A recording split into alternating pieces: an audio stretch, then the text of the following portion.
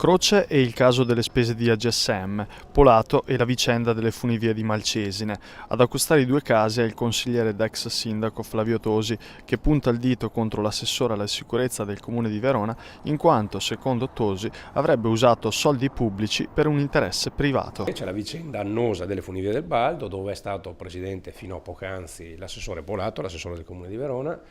C'era stata una lunga querelle sul fatto che quel consiglio d'amministrazione potesse o meno percepire emolumento, con due pareri, entrambi della Corte dei Conti del Veneto, che dicono al consorzio di enti pubblici le funivie del Baldo non possono pagare l'emolumento. A quel punto, sulla scadere del mandato del CDA, presieduto da Polato, il CDA fa pagare 24.000 euro di denaro pubblico, perché è denaro delle stesse funivie, per fare un parere da parte di un docente universitario di Verona per dire che la Corte dei Conti ha torto. Peccato che la Corte dei Conti sia un ente decisamente di ordine gerarchico superiore. E sulla base di questo parere legale, appena decaduto il CDA, Polato e gli altri fanno decreto ingiuntivo per dire alle funivie nelle quali sono stati fino a poc'anzi, dateci l'emolumento. Per Polato sono 70.000, per gli altri 20.000 a testa.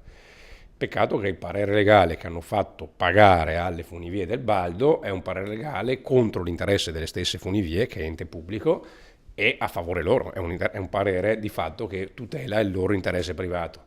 E questa è materia da Corte dei Conti, tu non puoi far pagare all'ente pubblico che presiedi un parere che è contrario a quelli che sono i principi dell'ente pubblico stesso.